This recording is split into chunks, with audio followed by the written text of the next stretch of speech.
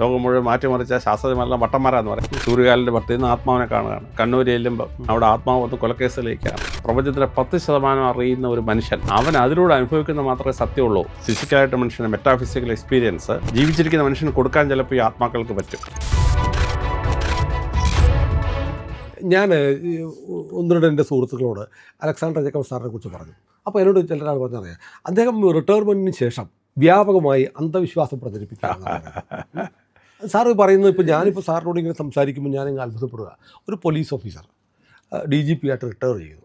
സാറിനോട് സംസാരിക്കുമ്പോൾ ചെയിനായിട്ട് ഇങ്ങനെ ഒന്നിന് പിന്നാലെ ഒന്നായിട്ട് എന്തെല്ലാം അറിവുകളാണ് ഇങ്ങനെ വരുന്നത്. ഇതൊക്കെ എങ്ങനെ നേടുന്നു എന്ന് ഞാൻ അത്ഭുതപ്പെടുന്നുണ്ട്.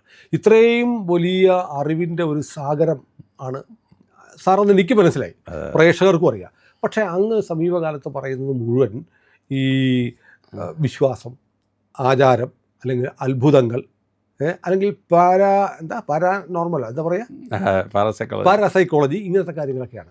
ഇതൊക്കെ എങ്ങനെയാണ് സാർ? ഇതൊക്കെ ഉള്ളതാണോ? അതായത് ഞാൻ ഒരു 4000-ഓളം ക്ഷേത്രങ്ങളിൽ പ്രസംഗിക്കുന്നുണ്ട്. അപ്പോൾ ക്ഷേത്രങ്ങളിൽ പ്രസംഗിക്കുമ്പോൾ രാമായണം, മഹാഭാരതം, ഭാഗവതം ഒക്കെ പ്രസംഗിക്കും. അപ്പോൾ ഭാഗവതത്തിലെ ശ്രീകൃഷ്ണൻ ഇങ്ങനെ പോകുന്നു, ഭൂതത്തെ കാണുന്നു, ഹനുമാൻ അങ്ങനെ പോകുന്നു, ഭീമൻ പോകുമ്പം ഭീഷ്മരെ കാണും, ഭഗവാന് വിശ്വരൂപം കാണിക്കും. ഇങ്ങനെ ഓരോ കാര്യം പറയുമ്പോൾ ഈ പാരാസൈക്കോളജിക്കൽ ഫിനോമിനം പറയണം. അപ്പോൾ ശ്രീരാമൻ്റെ വനവാസത്തിന് പോകുന്നു, അവിടെ കാണുന്ന അദ്ദേഹത്തിന് കിട്ടുന്ന പാരാസൈക്കോളജിക്കൽ അനുഭവങ്ങളുണ്ട്. ഇത് പറയുന്ന കൂട്ടത്തിൽ ഈ ഓരോന്നും വ്യാഖ്യാനിക്കും. എനിക്കുണ്ടായ അനുഭവം, ഞാൻ ആത്മാക്കളെ കണ്ട അനുഭവം, ഞാൻ കണ്ടിട്ടുണ്ടോ? പിന്നെ ഞാൻ 5 തവണ ആത്മാക്കളെ അനുഭവിച്ചിട്ട് കണ്ടിട്ടുണ്ട്. അപ്പോൾ ഞങ്ങളുടെ വീട് തന്നെ ഇപ്പോൾ പുരാതന ഇല്ല, അതിനകത്ത് ഒരുപാട് ആത്മാക്കളുടെ പ്രസൻസ് ഞാൻ അനുഭവിച്ചിട്ടുണ്ട്. അപ്പോൾ ഇതെല്ലാം പറയുമ്പോഴത്തേന് ഈ നിരീശ്വരവിശ്വാസികളും അഗ്നോസ്റ്റിക്കുകളും പറയുന്നത് അന്ധവിശ്വാസം എന്ന് പറയും. കാരണം ഒരാൾ അനുഭവിച്ചിട്ടില്ലാത്തൊരു സംഭവം പറയുമ്പോൾ മറ്റൊരാൾക്കത് മനസ്സിലാക്കാൻ പറ്റില്ല.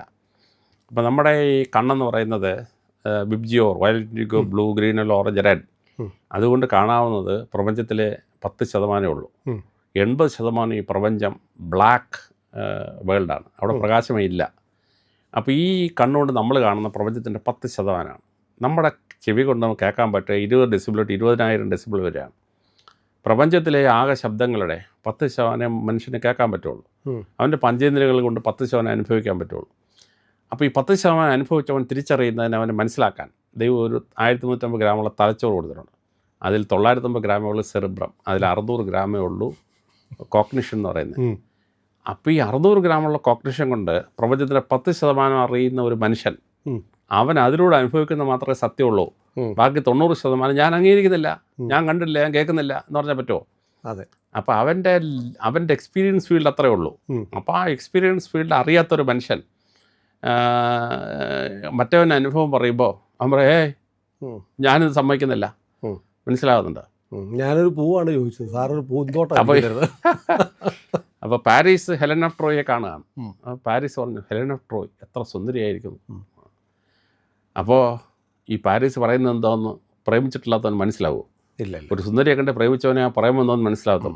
കല്യാണം കഴിക്കാതെ പ്രേമിക്കാത്ത ഒരുത്തനെ പാരീസ് എന്താ കാണാൻ, എല്ലാ പെണ്ണും ഒരുപോലല്ലേ എന്ന് പറഞ്ഞാൽ എക്സ്പീരിയൻസ് ഫീൽഡിൽ അവന് മനസ്സിലാവുന്നില്ല. മനസ്സിലാവുന്നതിന് മാത്രമേ അത് പിടികിട്ടുള്ളൂ. മനസ്സിലാവുന്നുണ്ട്. പക്ഷേ ഈ ഇത്തരം സാറിനുണ്ടാകുന്ന അനുഭവങ്ങൾ മറ്റുള്ളവർക്ക് ഉണ്ടാകുന്നത് എന്തുകൊണ്ടാണ്?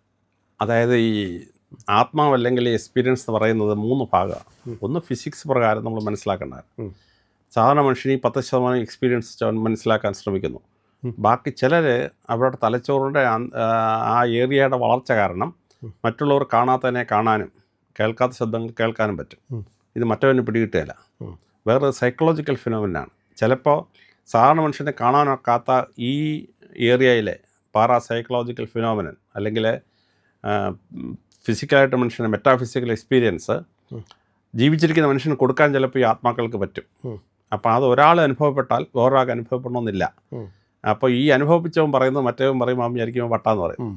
ആൽബർട്ട് ഐൻസ്റ്റൈന് വട്ടാന്ന് പറഞ്ഞു, ഐസക് ന്യൂട്ടൻ്റെ വട്ടാന്ന് പറഞ്ഞു, ടെസ്ലയ്ക്ക് വട്ടാന്ന് പറഞ്ഞു. ലോകം മുഴുവൻ മാറ്റിമറിച്ച ശാസ്ത്രജ്ഞരെല്ലാം വട്ടന്മാരാന്ന് പറയും. കാര്യം ഇവൻ ഈ മറ്റേ പറഞ്ഞ ശാസ്ത്രം മനസ്സിലാവുന്നില്ല. അപ്പോൾ തനിക്ക് മനസ്സിലാവാത്തതെല്ലാം വട്ടാന്ന് പറയും.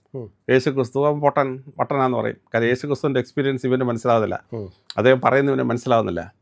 വിവേകാനന്ദ സ്വാമി പറയുന്നത് സാധാരണക്കാരന് പിടികിട്ടുകയില്ല. ചിന്മയാനന്ദ സ്വാമി പറയുന്നത് സാധാരണക്കാരന് പിടികിട്ടുകയില്ല. കാര്യം അവൻ ആ സന്യാസിയുടെ എക്സ്പീരിയൻസ് ഫീൽഡിലേക്ക് എത്തുന്നില്ല. അപ്പോൾ എത്തുന്നില്ലാത്തതുകൊണ്ട് അത് മുഴുവൻ അസത്യമാണെന്ന് പറയാൻ പറ്റത്തില്ലല്ലോ. ആ എക്സ്പീരിയൻസിനെ മനസ്സിലാക്കാൻ അവന് പറ്റില്ല. അപ്പോൾ എക്സ്പീരിയൻസ് ഉള്ളവൻ പറയുന്ന ആ ലെവലിലേക്ക് ഉയർന്നെങ്കിൽ മാത്രമേ മനസ്സിലാക്കാൻ പറ്റുള്ളൂ. അല്ല, സാറിന് ആദ്യം ഇങ്ങനൊരു അനുഭവം ഉണ്ടാകുന്നത് എപ്പോഴാണ്? 19 വയസ്സാകും ആദ്യം. അതെന്തായിരുന്നു? ഏ അതെന്തായിരുന്നു സംഭവം? അത് ഞങ്ങളുടെ ഇല്ലത്തിൽ എനിക്കുണ്ടാകുന്ന അനുഭവമാണ്. മനസ്സിലാകുന്നുണ്ട്. പിന്നെ 22 വയസ്സിലുണ്ടായി. ഞാൻ 32 വയസ്സിൽ നമ്മുടെ കോട്ടയം SP ആയിട്ട് ചെല്ലുമ്പോൾ സൂര്യകാലിൻ്റെ പട്ടിയിൽ നിന്ന് ആത്മാവിനെ കാണുകയാണ്. 35 വയസ്സായപ്പം കണ്ണൂർ ചെല്ലുമ്പോൾ അവിടെ ആത്മാവ് വന്ന് കൊലക്കേസിലേക്കാണ്. അപ്പം ഇങ്ങനെ എനിക്ക് 4-5 തവണ ആത്മീയമായ എക്സ്പീരിയൻസ് ഉണ്ട്. അത് എക്സ്പീരിയൻസ് ചെയ്ത് എനിക്ക് മനസ്സിലാവും, മറ്റേ ആൾക്ക് മനസ്സിലാവില്ല. മനസ്സിലാവുന്നു. അപ്പോൾ ഇയാൾ പറയും ഇത് അന്ധവിശ്വാസം എന്ന് പറയും. അപ്പോൾ 600 ഗ്രാമുള്ള തലച്ചോറ് കൊണ്ട് അവൻ്റെ 10% എക്സ്പീരിയൻസ് കൊണ്ട് കാണുന്ന മാത്രമേ സമ്മതിച്ചേരത്തുള്ളൂ എന്നൊരു നിരീശ്വരവാദി പറഞ്ഞാൽ, അല്ലെങ്കിൽ അഗ്നോസ്റ്റിക് പറഞ്ഞാൽ അത് സമ്മതിക്കാൻ പറ്റും. സാർ, ഈ ആത്മാവ് അപ്പോൾ ആയിരക്കണക്കിന് കോടി നക്ഷത്രങ്ങളുള്ള ഈ ഭൂമിയിൽ ഒരു മനുഷ്യൻ ജീവിക്കുകയാണ്. മനുഷ്യൻ ജീവിക്കുമ്പോൾ അവൻ ആ എക്സ്പീരിയൻസ് പറ്റി അറിയുമ്പോൾ ആ നക്ഷത്രങ്ങളെല്ലാം മനുഷ്യൻ കണ്ടിട്ടുണ്ട്. ഒരു ടെലിസ്കോപ്പ് കണ്ടിട്ടുണ്ടോ? ഇല്ലല്ലോ. നമ്മുടെ സോളാർ സിസ്റ്റം പുറത്തോട്ട് മനുഷ്യൻ പോയിട്ടില്ലല്ലോ. അപ്പോൾ ആ എക്സ്പീരിയൻസ് ഞാൻ സമ്മതിക്കത്തില്ല, ഞാൻ കണ്ടിട്ടില്ല, ഞാൻ സമ്മതിക്കാമെന്ന് പറഞ്ഞാൽ പറ്റുമോ? നമ്മൾ കാണാത്തതില്ല എന്ന് പറഞ്ഞാൽ പറ്റുമോ? അലക്സാണ്ടർ ജേക്കബ് സാർ പറയുന്ന പല കാര്യങ്ങളും നമുക്ക് ഒറ്റ കേൾവിയിൽ അവിശ്വസനീയമായിട്ട് തോന്നും. പക്ഷേ നമ്മളൊന്ന് മനസ്സിരുത്തി ആലോചിച്ചാൽ നമ്മുടെയൊക്കെയും അനുഭവങ്ങളിൽ ഇത്തരം ചില കാര്യങ്ങളൊക്കെ ഉണ്ട്. നമുക്ക് പരിചയമില്ലാത്ത കാര്യങ്ങൾ ഈ ലോകത്തില്ല എന്ന് വിശ്വസിക്കാൻ കഴിയില്ല. എവറസ്റ്റ് ഞാൻ കണ്ടിട്ടില്ല, അതുകൊണ്ട് എവറസ്റ്റ് ഇല്ല എന്നില്ല. എവറസ്റ്റിൻ്റെ ചിത്രങ്ങൾ നമ്മൾ കണ്ടിട്ടുണ്ട്, എവറസ്റ്റിൽ പോയവരുടെ അനുഭവങ്ങൾ കേട്ടിട്ടുണ്ട്. ഈ ക്യാമറയൊക്കെ ഉണ്ടാകുന്നതിന് മുമ്പ് എവറസ്റ്റിൻ്റെ ചിത്രം കാണാതെയും എവറസ്റ്റ് എന്ന് പറയുന്ന ഒരു കൊടുമുടി ഉണ്ടെന്നും അത് ലോകത്തിലെ ഏറ്റവും ഉയർന്ന കൊടുമുടിയാണെന്നും മനുഷ്യർക്കറിയാമായിരുന്നു. അപ്പോൾ എന്താ തെളിവ് എന്ന് ചോദിച്ചാലോ, ചന്ദ്രനിൽ മനുഷ്യൻ ഇറങ്ങുന്നു. അതിനു മുമ്പ് തന്നെ ചന്ദ്രൻ എന്ന് പറയുന്ന ഒരു ഉപഗ്രഹം ഭൂമിക്കുണ്ടെന്നും അതിൻ്റെ ചില സ്വഭാവവിശേഷതകൾ ഇങ്ങനെയൊക്കെ ആയിരിക്കുമെന്നും ചില ആളുകൾ പറഞ്ഞിട്ടുണ്ട്, ശാസ്ത്രജ്ഞന്മാർ പറഞ്ഞിട്ടുണ്ട്. അപ്പോൾ ഞാൻ പോയി കാണാത്തത് കൊണ്ട്, എനിക്ക് അനുഭവം ഇല്ലാത്തത് കൊണ്ട് ചന്ദ്രൻ അങ്ങനെയില്ല എന്ന് പറയാൻ പറ്റുമോ? നമ്മൾ അറിയാത്ത കാര്യങ്ങളാണ് അറിഞ്ഞതിനേക്കാൾ കൂടുതൽ ഈ പ്രപഞ്ചത്തിലുള്ളത്.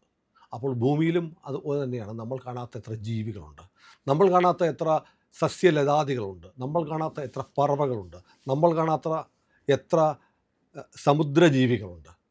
നമ്മൾ കണ്ടിട്ടില്ല എന്നതുകൊണ്ട് അതൊന്നും ഇല്ല എന്നർത്ഥമില്ല. അതുപോലെയാണ് അമാനുഷിക ശക്തികളെക്കുറിച്ച് സ്പിരിറ്റ്സ് ആവട്ടെ, അത് പ്രേതമെന്നോ യക്ഷിയെന്നോ ഭൂതമെന്നോ ഒക്കെ വിളിക്കുക.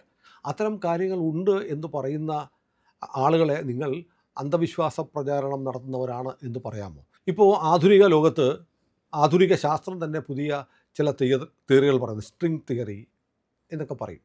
ഇപ്പോൾ നമ്മൾ മനുഷ്യൻ കാണുന്നത് 3Dയിലാണ്, 3 ഡയമെൻഷനൽ, ത്രിമാന ദൃശ്യമാണ് മനുഷ്യനുള്ളത്. പക്ഷേ 4-ാമത്തെയും 5-ാമത്തെയും മാത്രമല്ല 11D വരെ ഉണ്ടെന്ന് പറയുന്ന ശാസ്ത്രജ്ഞന്മാരുണ്ട്. നമുക്ക് 3 തലങ്ങൾക്കപ്പുറത്ത് നമുക്ക് കാണാൻ കഴിയുന്നില്ലെങ്കിൽ 4-ാമത്തെ തലത്തിലും 5-ാമത്തെ തലത്തിലും നമുക്ക് നമ്മുടെ കണ്ണുകൾക്ക് കാണാൻ കഴിയാത്ത വസ്തുക്കളുണ്ട്, ശബ്ദങ്ങളുണ്ടെന്നറിയാമല്ലോ. അതുകൊണ്ടാണല്ലോ ബാറ്റ്, വവ്വാൽ പറക്കുന്നത്. അതിന് കണ്ണില്ല, അത് പുറപ്പെടുവിക്കുന്ന ശബ്ദം മറ്റു ചില സ്ഥലങ്ങളിൽ ചെന്ന് തട്ടി അത് റിഫ്ലക്റ്റ് ചെയ്ത് അത് പിടിച്ചെടുത്തിട്ടാണ് വവ്വാലുകൾ പറക്കുന്നത്. പക്ഷെ നമുക്കത് കേൾക്കാൻ കഴിയില്ല. നായ്ക്കൾക്ക്, പൂച്ചകൾക്ക്, അവർക്ക് നമ്മൾക്ക് കേൾക്കാൻ കഴിയാത്ത ശബ്ദങ്ങൾ കേൾക്കാൻ പറ്റും. എന്തിന്? കാലാവസ്ഥയിൽ മാറ്റമുണ്ടാവുന്നു, വലിയ പേമാരി വരാൻ പോകുന്നുവെങ്കിൽ എറുമ്പുകൾക്കറിയാൻ പറ്റും. എറുമ്പുകൾ എന്ന് വിളിക്കുന്ന ഉറുമ്പുകൾ, അവർ വളരെ പെട്ടെന്ന് മൂവ് ചെയ്ത് നമുക്ക് കാണാൻ പറ്റും. അപ്പോൾ മനുഷ്യന് കാണാനും കേൾക്കാനും അറിയാനും കഴിയാത്തതുമായ സത്യങ്ങൾ ഈ പ്രപഞ്ചത്തിലുണ്ട്, ഈ ഭൂമിയിലുണ്ട്.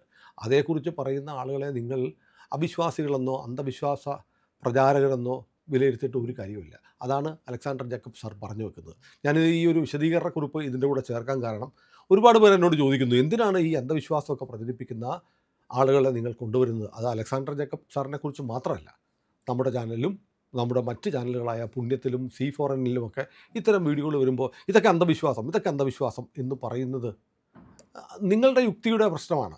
ഇപ്പോൾ ദൈവം ഉണ്ട് എന്ന് പറയുന്നത് അന്ധവിശ്വാസമാണെങ്കിൽ ദൈവം ഇല്ല എന്ന് പറയുന്നതും അന്ധമായൊരു വിശ്വാസമാണ് എന്ന് കരുതുന്ന ആളാണ് ഞാൻ.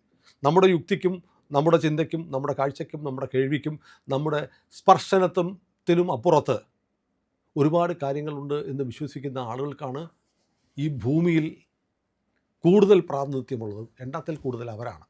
അവരെ തെറ്റ് എന്ന് എങ്ങനെയാണ് നിങ്ങൾ വിധിക്കുക? ഏതായാലും അലക്സാണ്ടർ ജേക്കബ് സാറിൻ്റെ അനുഭവങ്ങളുടെ സഞ്ചാരം തുടരുകയാണ്. നമ്മുടെ ചാനലിൽ തുടർന്ന് അതുണ്ടാവും. നിങ്ങൾ ഉറപ്പായും അത് കാണണം. നിങ്ങൾ വിലയിരുത്തുക, നിങ്ങൾ തന്നെ ജഡ്ജ് ചെയ്തോളൂ. പക്ഷേ പറയുന്ന ആളെ നിങ്ങൾ കണ്ടിട്ടില്ല നിങ്ങൾ അനുഭവിച്ചിട്ടില്ല എന്നതുകൊണ്ട് വിധിക്കുമ്പോൾ ആലോചിക്കുക, നിങ്ങൾ കാണാത്ത എത്രയോ കാര്യങ്ങൾ ഈ പ്രപഞ്ചത്തിലുണ്ട്, ഈ ഭൂമിയിലുണ്ട്. ഇത്ര മാത്രം പറഞ്ഞ് നിർത്തുന്നു. ചാനൽ സബ്സ്ക്രൈബ് ചെയ്യാത്തവർ ഉറപ്പായിട്ടും അത് ചെയ്യണേ.